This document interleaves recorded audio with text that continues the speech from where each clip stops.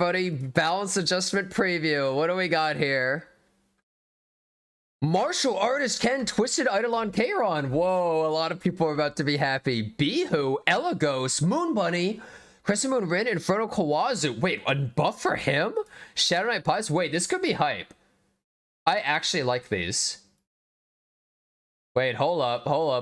Wait. This could be really good. Martial artist Ken. Batters the enemy with a 100% chance to provoke on his S1. Increases damage dealt and a successful attack always crits. Oh, now his S1. Okay, so he's a soul burn on his S1 now. At the start of the battle, grants vigor for 3 turns. So they remove his F-res. And wait, no counter. When an ally except for the caster suffers a critical hit, counterattacks? And when the caster suffers a critical hit, counterattacks with Dragon Flame. What? What is that? Attacks enemy with a kick, penetrates defense by 40%. So if you crit him, he does a 40% defense pen auto crit? Oh my god. Wait, you still don't have to build crit on him. They removed the F-res, but who cares? He also can't counterattack automatically 30% chance. They removed that. But that doesn't matter. And damage dealt increased, and now on S3, damage dealt increased. Holy, wait a second. Ken sounding actually sick? He destroys ML Landy now. And also, wait, so when an ally, except for the caster, suffers critical hit counterattacks. So keep in mind, that doesn't work, like if Landy salvos, let's say, that doesn't actually do anything. All right? So keep that in mind. But wow, that's so cool. So he always crits. It's just, all he lost, really, is the 30% F-res. Nothing else really matters. That's amazing so far. Already pretty hype. Twisted Eidolon Kayron, what's it going to be? At the end of an enemy's turn, so they don't need a buff on them anymore, he gets 10 Fighting Spirit. Combat Readiness Increase effect can only be activated once every 3 turns. Wait. He doesn't consume Fighting Spirit now to increase the combat readiness. It just has a cooldown, and there's no Enrage anymore. Wait, consumes all Fighting Spirit on his skill 3. A successful attack inflicts 1,000 additional fixed damage. Increases proportional amount of consumed Fighting Spirit. Oh! Oh, wait. Oh, and when you buff it, it's 2,000. Okay, I was like, what? That sounds way worse. Okay, so now they made it so you can S3 whenever you want. You don't have to just S3 when you're at full Fighting Spirit, which makes it infinitely better, because it used to be you could only do it at max for a good amount of damage, otherwise it did like no damage. So it fixes the problem of him never being able to use it when he actually wants to. He's much more flexible about it right now. So that's way, way, way better. And they increased the damage of it just straight up. And the most important thing, just at the end of an enemy's turn. That's such a huge deal. They used to have a buff. And if they had a buff that expired at the end of the turn, he wouldn't even get it. So if they had, like, let's say a 1-turn buff, and then their turn ended, they would remove the buff, then he would check for Fighting Spirit, and it wouldn't, which was trash.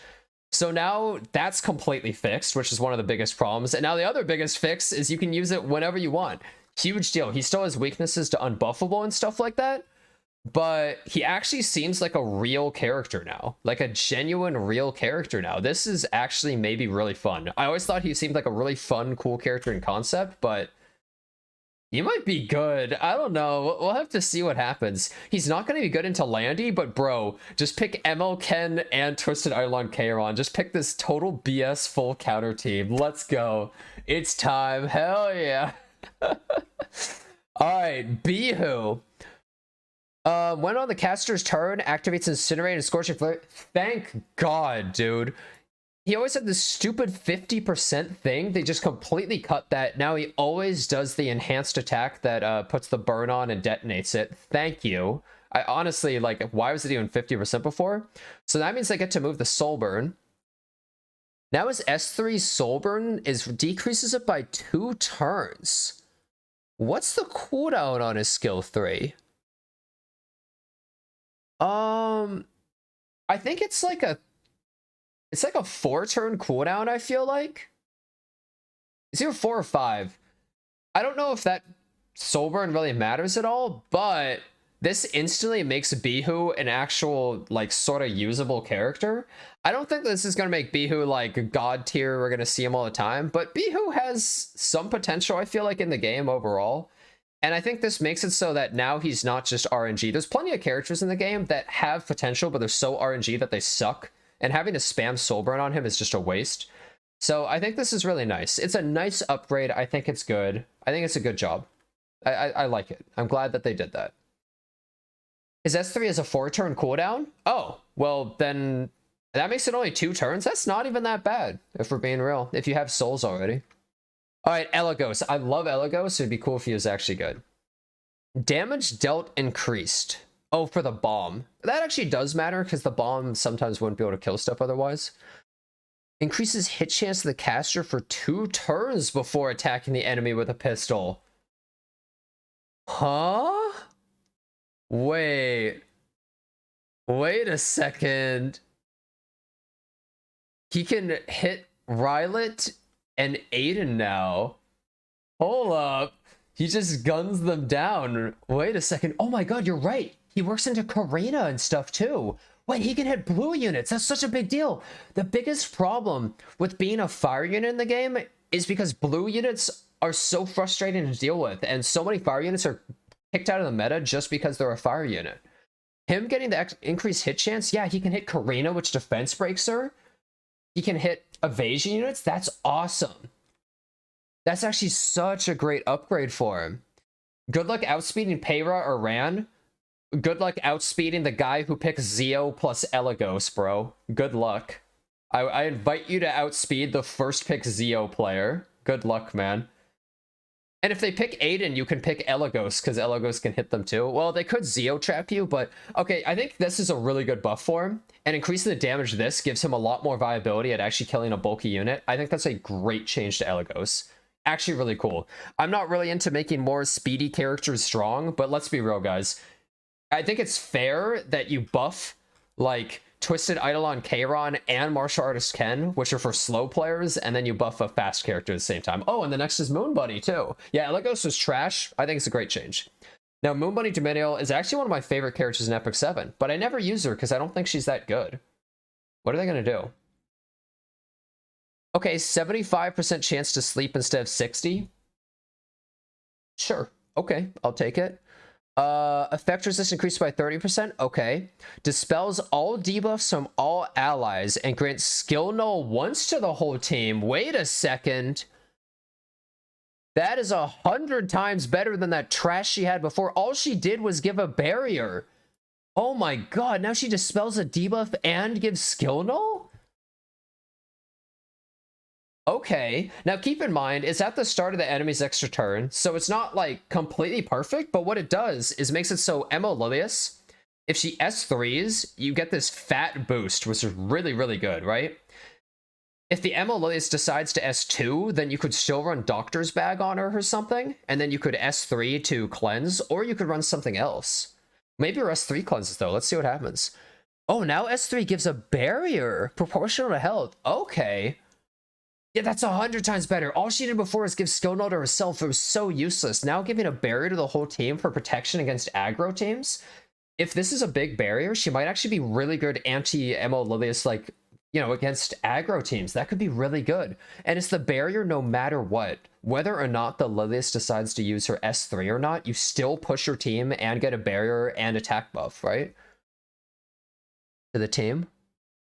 Yeah, that's great. That's a really great change, I think.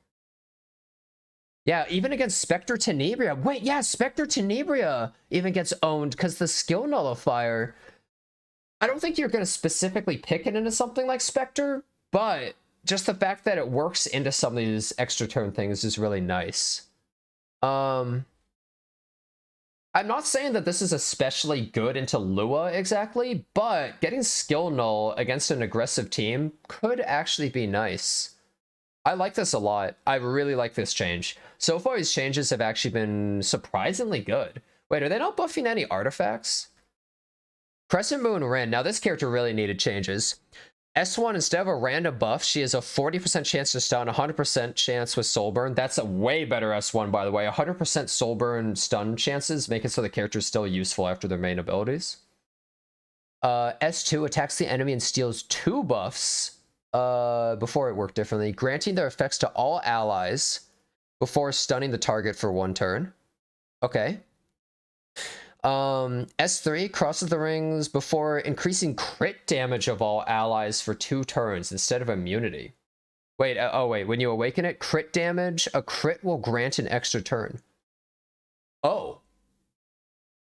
Okay, so you can dispel all of somebody's buffs and then stun, or dispel all of one person's buffs and then steal the buffs of somebody else. Okay, now one of the biggest problems to Crescent Moon Rin is she's still very RNG of whether you steal this stuff or not. But how it worked before is if you got 15%ed, where if they didn't dispel, so an 85% chance you would just be instantly screwed and she wouldn't get her extra turn. Now she has to crit. Now that does mean that you have to use like a crit chance neck or something like that, but she's instantly usable. Because even if this fails, you can then use your S2 and at least steal the buffs or just stun somebody. So that's actually like really solid. And you give crit damage to the team, so she can be used in an aggro type setup. In fact, her base speed is so high, you could use her with Jacko and stuff. Which is kind of crazy, right? You could even use her with something like that, I guess. Very interesting, though. Very cool. Oh, yeah, ML Pavel. Holy crap, you're right. ML Pavel enabler. Jacko. Wow. Dude, these changes to these characters are really good so far. Like, they actually seem like they might make the character usable. They're giving them tons of functionality.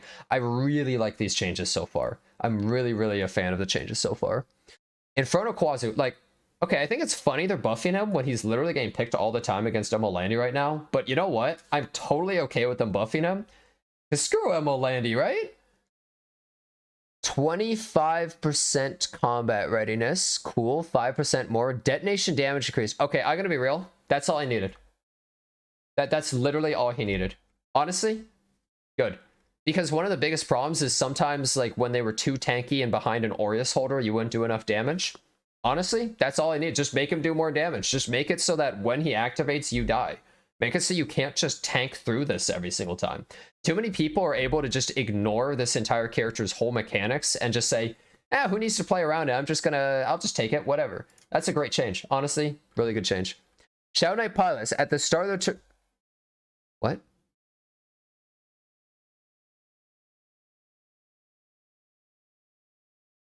That's it? 5% heal? Wow, 2%. Cool. You could have upped it like to 10%, and I don't know if people would use her. When an ally, except for the caster, is what it was before. So now she takes less damage from duel's extra attacks and counterattacks. I'm gonna be real with you. I thought she already didn't take extra damage from counterattacks, dual attacks, and extra attacks. I genuinely did not know that she didn't take that. So I guess she's better for Guild War, but I don't think that's really going to change too much. I'll be real. I don't think it changes too much. No artifact buffs at all. Okay, you know what? And let me say this. In conclusion, genuinely good balance patch. I had my doubts. I thought this balance patch was going to be, you know, I didn't expect much out of it. I thought it wouldn't be that great. This balance patch comes out right after the World Cup, so it makes sense that it could be good, but I didn't expect much. I think every single character's buffs, except for Shadow Knight Pyllis, sound meaningful and interesting. I think anyone who's a fan of any of these characters would actually be happy by them and be excited for the changes. And that's rare. A lot of the balance patches we have, nobody's excited. And you wait 2 weeks and then it comes out and you go, oh, okay, it's that time. All right. But this balance patch, it's like actually, oh, dude, in 2 weeks, we're going to see some cool stuff. There's so much to try out and explore different characters. Genuinely exciting. I really like all the changes. I think that Martial Artist Ken change is so crazy. He actually sounds so fun and crazy and BS. Is the whole game just going to be all this counterattacks now? Is that what we're playing now? Twisted Eidolon Kayron sounds way better. He might actually become a pretty solid character. I think Martial Artist Ken and Twisted Eidolon Kayron have a lot of potential right now. Especially against like Landy and stuff. Like a lot of potential between these two characters. Rowana Stonks? Bro, if you think that Martial Artist Ken kicking you for 70% of your health bar If you think Rowana is going to help you there, bro, good luck, man. Maybe against Twisted Idol and Kayron, but when he activates his S3, you're also dead. Turns out Rowana's not as good as people think. But these two changes, big. Beehoo, not big, but I would say okay. Okay change. It's what he needed, but we'll have to see if it actually does enough. Eligos change, big change. Moon Bunny, big. One of my favorite characters in the game, big change, actually hype. Seems like a genuine anti-ML Lilius character now. Like, actually can't just be played around as well, as much by the ML Lilius player just to S1. Crescent Moon Rin, big. Inferno Khawazu, maybe big. If they actually, like, let's say they increase his S3 detonation damage by like 30%, then that's like big. That's massive. That means he just obliterates ML Landy. And it means you don't have to use Tachi on him every single time. So that could be huge. That may be huge change. We'll have to see. Shadow Knight Pyllis, very small. I don't really think it matters too much. Hey, maybe we're going to be saying in 2 weeks, we're going to say this was the biggest mistake ever, and now Martial Artist Ken and Twisted Eidolon Kayron are in every game, and F my life, I hate this. But overall, I'm actually genuinely really excited, and I hope you guys are too. Can't wait for these buffs, and I'll see you guys next time.